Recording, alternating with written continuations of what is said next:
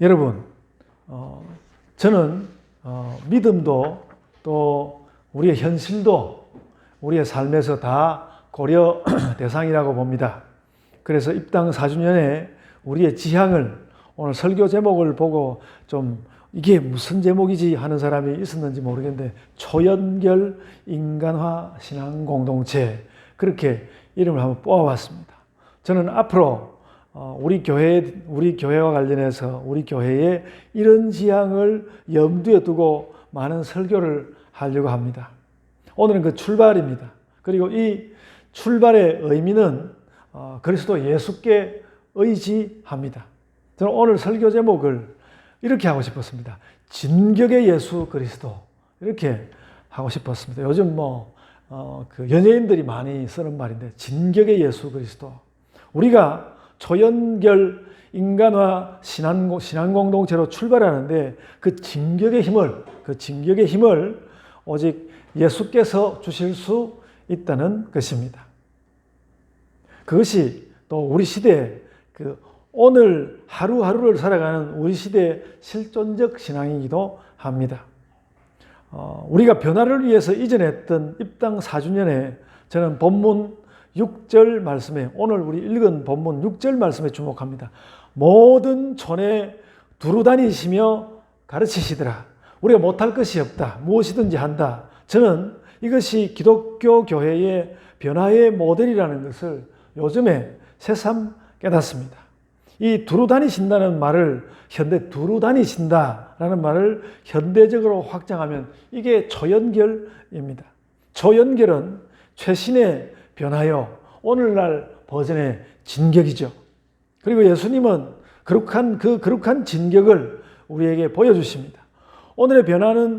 오늘의 우리가 겪고 있는 변화는 아주 그 예수님이 말씀하시던 때와는 다르다는 것을 느끼면서도 예수님의 진격에 대하여 우리도 뛰어들고 싶다는 그런 충동이 제가 설교를 준비하는 시간 내내 제 마음 가운데 가득했습니다. 어떻게 할지는 잘 모르지만 어떻게 할지는 잘 모르면서 충동만 강한 것 같은 그런 것이 좀 문제이긴 하지만은 제가 정직하게 이 사실을 말하는 것입니다. 예수 그리스도여, 저도 이렇게 뛰어들고 싶습니다. 진격의 방법은, 그래서 진격의 방법은 저 혼자가 아니라 온 교회의 동참으로, 온 교회가 함께 생각하고 또 나누고 의논하고 또 서로를 위해서 기도하고 그러는 가운데 해야 할 일입니다. 이 일에 있어서 너무 급해서도 안 되고 너무 느긋해서도 저는 안 된다고 봅니다. 그래서 본문에 나타난 예수 그리스도의 진격을 여러분과 나누고 싶습니다. 예수님은 예수님의 그 시대에 가능하고 실효성 있는 초연결을 실제로 실행하고 선택하였습니다. 초연결이라는 현상보다, 근데 이 예수께서 예수님도 연결을 선택하셨는데 그 연결이라는 현상보다 더 중요한 것은 그 초연결을 통하여서 사람들이 더욱 사람다워지고 복음이 확실히 자리 잡는 것입니다. 오늘 제가 설교 제목으로 표현한 그 인간화와 신앙 공동체가 정착하는 일이란 말이죠. 그래서 초연결, 온갖 방향으로 온갖 방법으로 연결되고 그 연결되어서 정말 더 인간다워지고 정말 더 신앙 공동체다워져야 되는 것, 그것이 우리가 이전 입당 4주년을 맞이하면서 나누고 싶은 말씀이라는 것입니다. 초연결이 우리 시대의 가치라면 이 인간화와 신앙 공동체는 예수님과 통하는 가치입니다. 우리는 이 두 가치를 결합시켜야 하는 시대에 서 있습니다.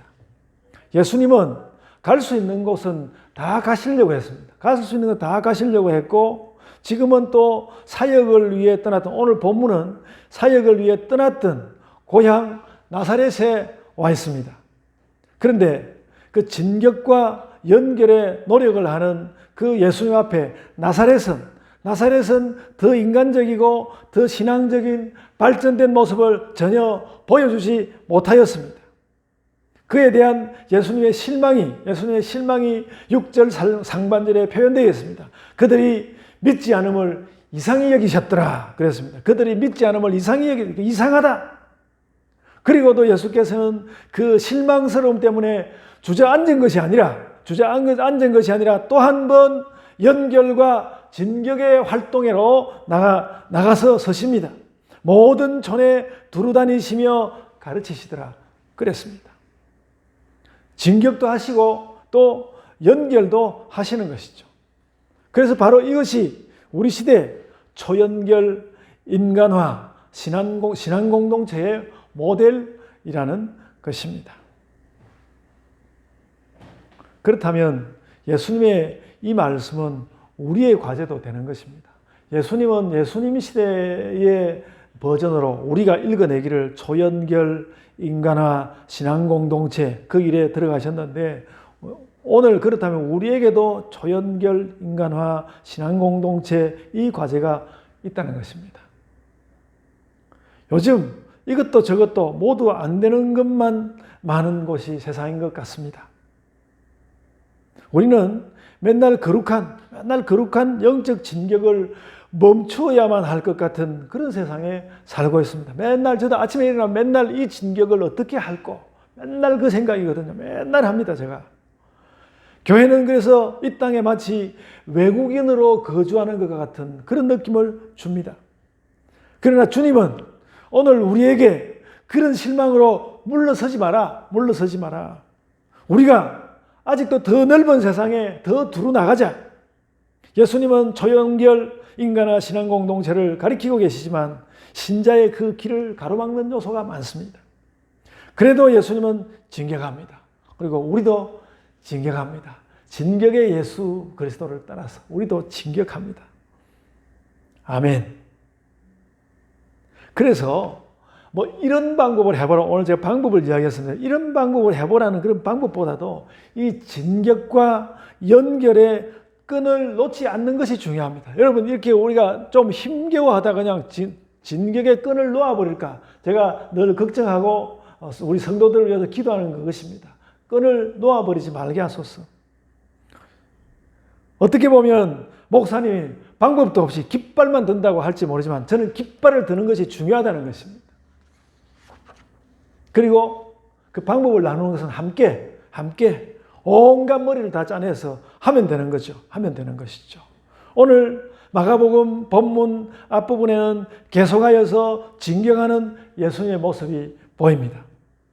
그 예수님의 진격이, 그러니까 마가복음 앞부분부터 쭉 나오는 그 예수님의 그 진격이 치열하고 또 한편은 아름답고 쉴 새 없이 계속 이어집니다. 여러분, 오늘 집에 가시거든요. 마가복음을 예수께서 막 어딘가를 향해서 진격해가고 있다는 그런 생각을 가지고 한번 읽어보십시오. 아주 정말 무슨 전쟁 영화 보는 것처럼 그렇게 예수께서 진격해가는 모습이 보일 것입니다. 그리고 오늘 본문이 지나간 후에도 예수님의 진격은 계속됩니다. 부활하시는 그날까지 계속 이어가신단 말이죠.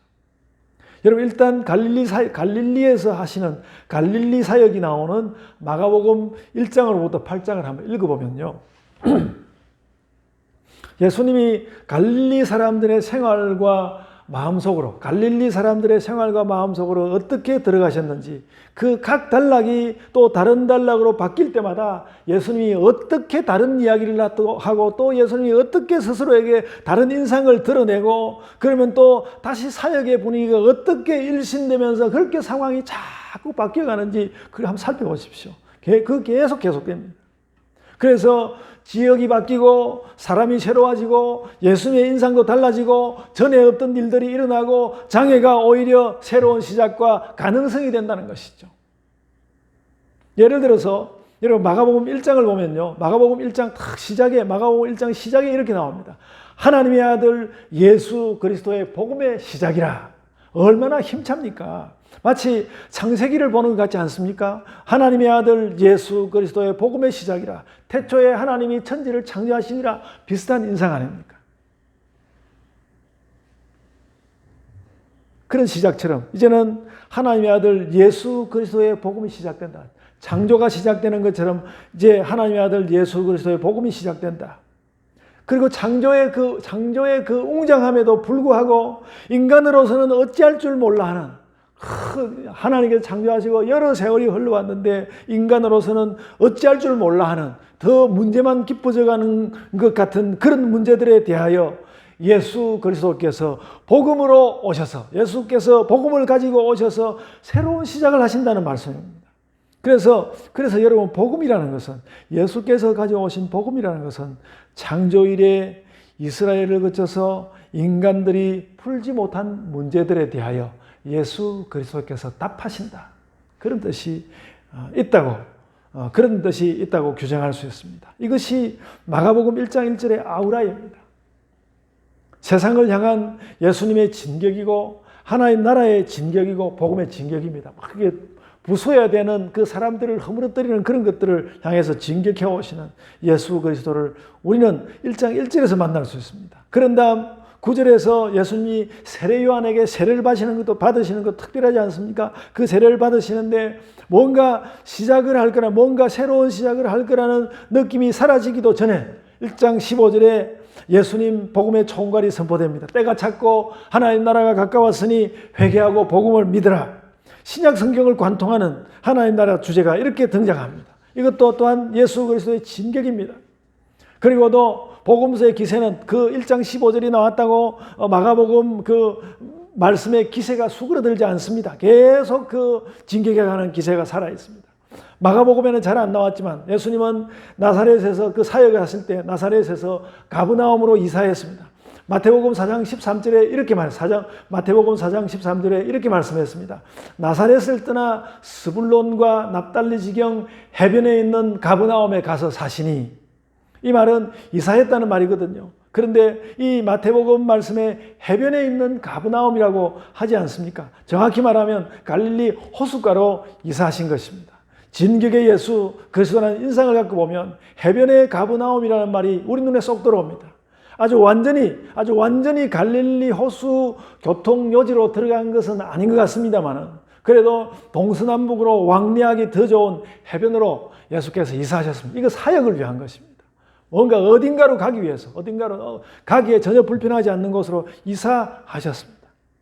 그래서 예수님은 혹은 호수를 따라서 움직이고 때로는 육로로 이동하였습니다. 오늘 당장 바로 앞에 5장에서는 갈릴리 호수 이쪽 저쪽을 왔다 갔다 하는 예수님을 만날 수 있고요. 그리고 오늘 6장 본문은 육로를 따라서 고향에 가신 것입니다. 그래서 육로로도 행하시고 호수길로도 행하시고 동으로 남으로 북으로 서로 이렇게 행하셨습니다. 그리고 여러분 제가 지난번에 영화 그 예수님이 머물렀던 땅 이름을 따서 그 만든 영화 가브나움을 이야기하지 않았습니까? 가브나움이라는 영화를 이야기하지 않았습니까? 그것은 현대의 이스라엘이 아닌 레바논의 난민 소년 이야기입니다. 이 일이 전혀 가브나움에서 일어난 일이 아닙니다. 그 일은 전혀 가브나움에서 일어나지 않았습니다. 그리고 그 영화는 전혀 친기독교적인 영화도 아닙니다. 그런데도 그 영화는 가브나움이라는 제목을 취했습니다. 제작자들은 더 자신들의 현실적인 이유를 가지고 있겠지만 이런 난민들의 고통을, 어린아이의 그 난민의 고통을 대변해 줄 이름은 무엇인가? 가브나움이요 예수 그리스도였습니다. 그리스도인이 아닌 그들에게도 그 가브나움에는 이주자 예수께서, 정말 나사렛에서 이주해온 그 예수께서 사람들을 불쌍히 여긴 흔적이 있기 때문입니다. 그래서 예수님이 가브나움으로 가신 것은 또 한 번 복음의 진격이었습니다. 내가 간다! 복음서는 내내 이 예수님의 진격으로 긴장감이 팽팽합니다. 그래서 여러분 복음서를 읽어보면 그 긴장감이 팽팽한데 예수께서 계속 국면을 계속 달리하면서 그 복음을 새로이 하면서 그 사역을 새로이 하면서 계속 나가시는 거죠. 그래가지고 부활이 일어날 때까지 가시는 거예요. 그런 면에서 오늘 본문은 또 한 번 특별합니다. 예수님은 진격의 활동을 위해 떠나온 고향 나사렛에 다시 왔습니다. 제자들이 동행한 것은 당연해 보이지만 제자들이 함께 온 그 느낌이 매우 특별합니다. 오늘 본문 1절에 그랬습니다. 예수께서 그 길을 떠나사 고향으로 가시니 제자들도 따르니라 그랬거든요. 예수님은 제자들의 존재를 통해서 고향 나사렛 사람들에게 뭔가 말하고 싶었던 것 같습니다. 나는 이제 하나님 섭리대로 이렇게 말씀을 가르치는 자, 하나님의 아들로서 하나님 나라를 전하는 자가 되었고 이것이 하나님 뜻이다. 당신들도 이것을 깨달으라. 그리고 나의 이 제자들이 나의 이 사역의 아이콘이다. 이것도 진격하는 예수 그리스도의 한 모습입니다. 그런데 나사렛 사람들은 예수님은 그걸 원했습니다. 그렇게 탁 깨닫기를 제자들 보면 이렇게 탁 번쩍하면서 깨닫기를 원했는데 나사렛 사람들은 예수님의 기대를 완전히 벗어났습니다. 그 제자들과 함께 가서 보여준 그것은 예수님의 전혀 착각이었습니다. 복음서를 읽는 가운데 예수님이 뭔가 예측을 아주 잘못한 대표적인 경우가 이 경우는 예수님의 예측이 완전히 빗나갔습니다.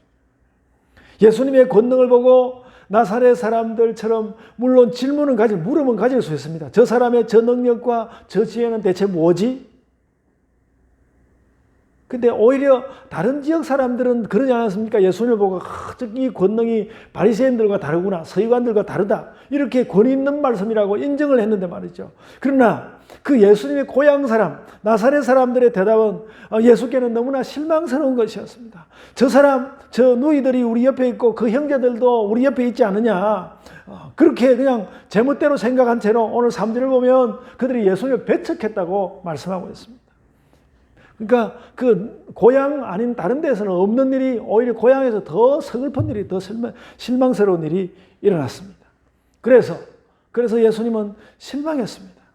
그래서 그 실망의 말씀, 아까도 읽어드렸지만 실망의 말씀이 그들이 믿지 않음을 이상히 여기셨더라. 그들이 믿지 않음을 이상히 여기셨더라. 여러분, 성경에 이상히라는 말이 14번 나오는데요. 성경 전체에 14번 나오는데요. 그 말이 전부 다 일어날 수 없는 일이 일어났다는 뜻입니다. 이상하다. 일어날 수 없는 일이 일어났다는 뜻입니다. 오늘 본문에 나온 이상히 여기셨다는 말도 그런 뜻입니다. 왜 이렇게 일어날 수 없는 일이 일어난 거지? 예수님 보시기에 예수님은 예수님처럼 이렇게 세상을 꿰뚫어보고 미래를 꿰뚫어보는 예수님의 그 눈에 내가 생각하지 못한 그런 일이 일어났다. 이 일어날 수 없는 일이 일어났다고 말씀하고 있습니다. 누군가 어떤 행동을 이미 저질러 버렸는데, 누군가 어떤 행동을 이미 했는데 그것을 지켜보는 사람이 보기에는 전혀 일어날 수 없는 일이 일어났다는 것입니다. 그래서 그것은 그 양자 사이, 예수님과 나사렛 사람들 사이에 어떤 대치하는 상대성이 존재한다는 뜻이죠. 나사렛 사람들은 예수님을 의심하고 곡해하고 배척하여서 하나님의 능력까지 부인해버렸습니다. 그들은 그것이 당연하다고 생각했습니다. 그렇게 예수님을 배척하고 말했습니다. 우리를 설득하려고 하지 마. 나사렛 사람, 우리를 설득하려고 하지 마. 우리가 자주 부딪히는 나를 설득하려고 하지 마. 근데 이에 대하여서 예수님은 아주 간결하게 원인을 따라서 이제 예수님이 거기에 대한 판단은 분명하게 하셨습니다. 그 원인을 따라서 생각하셨습니다. 그래서 말씀하시기를 그 예수님의 그 생각을 성경 말씀에 적어 놓기를 그들이 믿지 않음을 이상히 여기셨더라 그랬습니다. 이 나사렛 사람들이 이상한데 그 이상한 것은 다른 것이 아니라 그들의 믿음이 없는 것이다. 여러분, 우리도 바로 이런 사실을 우리 자신에게서 되짚곤해야 합니다. 이것을 되짚을 때 우리의 마음은 고통스럽지만 우리는 이 사실을 되짚어 봐야 합니다. 내가 이상하다. 내가 이상한데 그것은 내가 이 정도의 믿음이 없다는 거야. 내가 이 정도로 믿음이 없다는 건가? 나에게 이렇게 믿음이 없다는 것이야. 이렇게 나 자신을 돌아보는 날이 있어야. 예수님은 그러면서 그것이 그렇게 믿음이 없는 것은 이상한 일이라고 말씀하셨습니다. 이상하다. 그들은 왜 이렇게 믿음이 없는 것이지? 여러분, 제가 그래서 이 믿음 없는 나사렛 사람들 이야기를 내내 하고 있을 수가 없지 않습니까? 그래서 이 나사렛 사람들이 이상하다고 하신 그 예수님 말씀을 좀 다른 각도에서 말씀해 보고 싶습니다. 꼭 왜 예수께서 그렇게 기대 걸고 가신 나사렛 사람들은 그렇게 이상하게도 믿음이 없었을까? 그리고 그 믿음 없는 것은 무엇일까? 좀 다른 각도에서 말씀해 보고 싶습니다.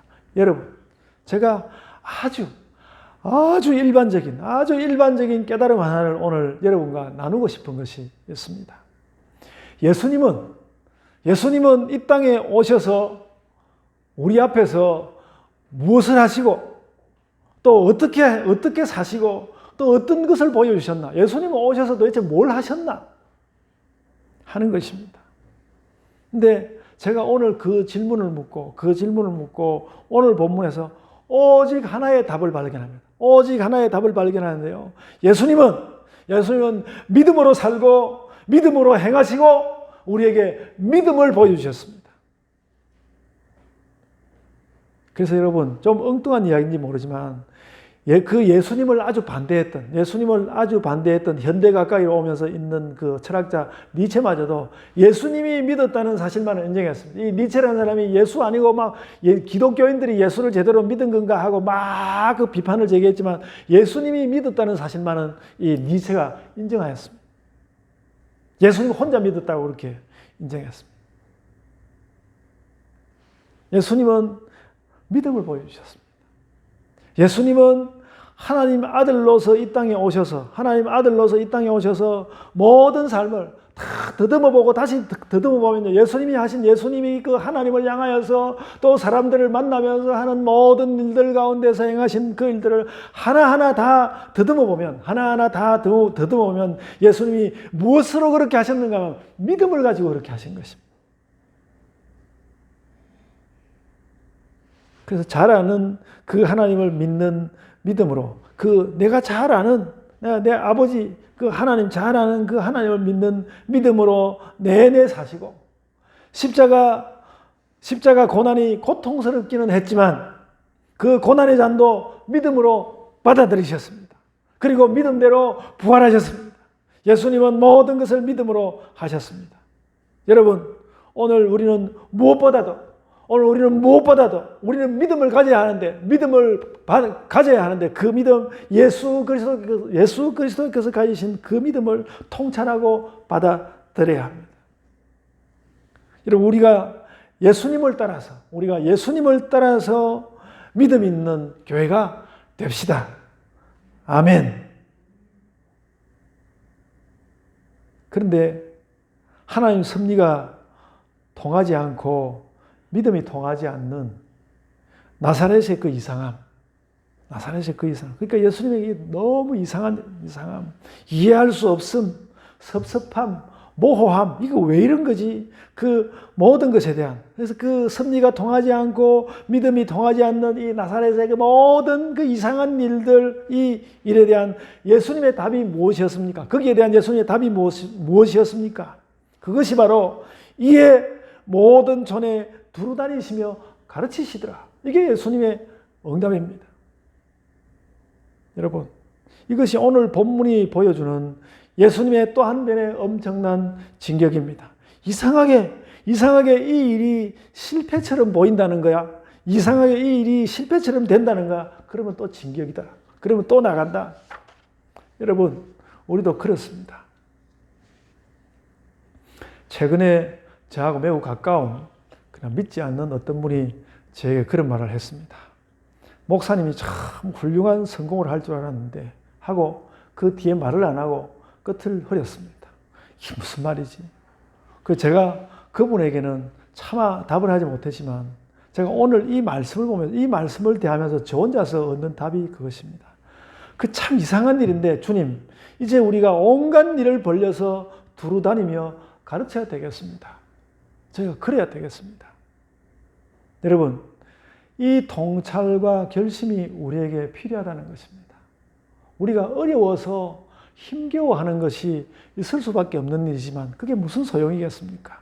예수께서도 그랬습니다. 고향 사람들에게 너무너무 실망했는데 예수께서 여러분 6장 6절 하반절을 보십시오. 그 믿지 않음을 이상히 여기셨더라. 그러고 난 뒤에 이에 모든 전에 두루 다니시며 가르치시더라. 이렇게 말했습니다. 막 실망하고 난 뒤에 그래서 예수님은 모든 전에 다니시며 가르치시더라. 힘을 차고 가르치셨다. 여러분, 역사가 흐를수록 제가 요즘 대학생들한테 과학을 가르치면서 느껴보니까 그렇습니다. 역사가 흐를수록 사람들은 새로 부딪히는 일에 혹은 환호하거나 혹은 당혹하면서 그 결과로 하나님을 멀리하려고 자꾸 할 것입니다. 자꾸 하나님께로부터 멀어질 수 있는 이야기들을 자꾸 보태고 또 보태고 역사가 그렇게 온 것 같습니다. 이때 우리는 견고한 태도로 그렇게 느끼고 말해야 할 것입니다. 이렇게 믿음이 허약해지다니 이상한 일이야. 이상한 일이다. 이제 우리가 새 마음으로 온 세상을 두루 가르치고 믿음을 전해야겠다. 그런 믿음이 일어나고 통찰이 일어나고 결심이 일어나고 행동회로 나가서야 한다는 것입니다. 여러분, 내가 요즘 그런 힘들을 우리 그리스도인들이 다 잃어버린 것 같아서 드리는 말씀. 내가 작은 예수가 될 자격이 있을까? 힘은 있을까? 내가 작은 예수가 될 자격이 있을까? 이렇게 물을 수 있습니다. 그러나 자격을 생각하면 아무도 자격은 없습니다. 아무도 자격은 없습니다. 내가 자격이 없다는 허약함에 빠지는 것이 아니라 우리는 예수님처럼 진격해서 나가야 합니다. 주님, 내가 바로 작은 예수입니다. 내가 바로 작은 예수다. 나는 부지런히 나의 모든 일에 나간다. 그것이 우리의 믿음이고 우리의 미래입니다. 그래서 오늘 제가 약간은 이상한 말로 조합된 우리 교회의 사역을 오늘 설교 제목으로 이렇게 정해본 것입니다. 초연결, 인간화 신앙공동체, 예본교회. 여러분, 요즘 세상은 초연결의 열심이죠. 초연결의 열심인데, 그러나 이 초연결을 하는 이 세상이 인간화와 신앙공동체는 던져버리고 살고 있지 않습니까? 우리는 그것을 연결해야 합니다. 초연결 이렇게 막 연결되는 거 피할 수 없고요. 우리도 그걸 가지고 막 연결시켜야 합니다. 초연결, 인간화, 신앙공동체. 그래서 저는 이제 유튜브 영상에도 띄울 때 맨날 이거 띄울 겁니다. 초연결, 인간화, 신앙공동체. 이 제목이라도 보고 막 사람들이 구름대처럼 몰려왔으면 좋겠습니다. 유튜브 영상에도 이걸 띄우고 또 제가 다시 명함도 만들어야 되는데 명함 만들 때도 맨 위에다가 초연결, 인간화, 신앙공동체, 예본교회 이렇게 제가 새겨려고 합니다. 아마 이 지구가 생기고 난 이래로 제일 처음 쓰는 교회의 표어가 될 것입니다. 초연결, 인간화, 신앙공동체, 예본교회. 제가 오늘 제 설교가 여러분들에게 듣기에 어땠습니까? 근데 오늘 제가 마지막으로 여러분에게 우리가 이런 결심을 가지고 나가자고 이 제목을 제가 여러분들에게 정하고 오늘 이 설교를 마치려고 하는 이 시간에 다시 확인을 해 드리는 것입니다. 초연결, 인간화, 신앙공동체, 예본교회. 그렇게 가자고요. 그래서 우리가 그러는 가운데 우리가 그렇게 하고 세상이 막 변해가면서 그러는데 우리는 정말로 예수 그리스도를 기다리면서 그 순결하게 예수 그리스도를 기다리고 나에게 어려움이 와 있다 해도 뭔가 어려움이 와 있다 해도 그걸 충분히 인내할 뚝심이 철철 넘치는 그런 교회로 우리가 서야 한다는 것이죠. 그래야 우리가 이 교회를 세워가지 않겠습니까? 그래서 오늘 예수님의 이 말씀이 제 가슴 가운데 와서 확 박히는 것이죠. 이에 모든 전에 두루 다니시며 가르치시더라. 내가 나사렛 사람들에게 너무 실망해서 그래서 내가 모든 전에 두루 다니시며 가르치시더라. 이것이 우리의 미래입니다. 제가 지난 수요일 날은 이런 것을 가지고 막 시시콜콜 우리가 할 수 있는 일도 많이 이야기했습니다만 방법보다도 정말로 할 수 있는 일들보다도 예수님의 이 말이 정말 여러분의 마음 가운데 이 말이 와서 여러분들 마음에 와서 박혔으면 좋겠습니다. 이에 모든 전에 두루 다니시며 가르치시더라. 이것이 우리 교회에 나아갈 길이 되어서 우리가 힘차게 나아가기를 원합니다. 여러분, 예본교회 갈매동 이전 입당 4주년을 우리가 축하합시다. 아멘. 기도하겠습니다. 주님, 은혜를 감사합니다.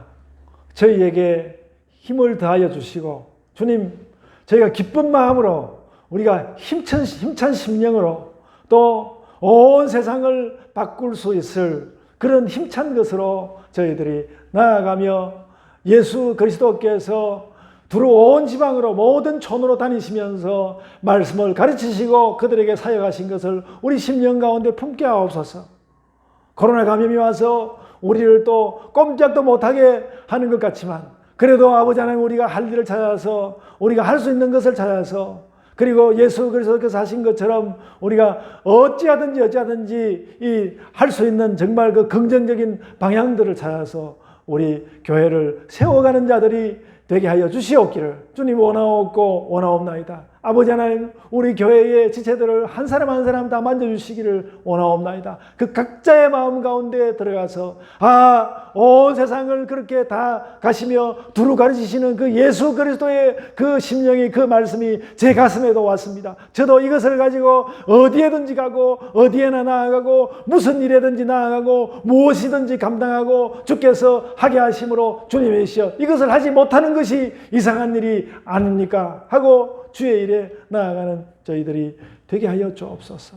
주님, 날마다 주님의 이 말씀을 우리가 다시 확인하며 주께서 일하게 하시는 바 그 일의 모든 것으로 저희들이 나아가게 하여 주옵소서. 우리 예본교회 모든 지체들을 살피시고 또 온 교회를 주님께서 사랑하여 주시며 함께 하소서. 감사하고 예수님 이름으로 기도드리옵나이다. 아멘.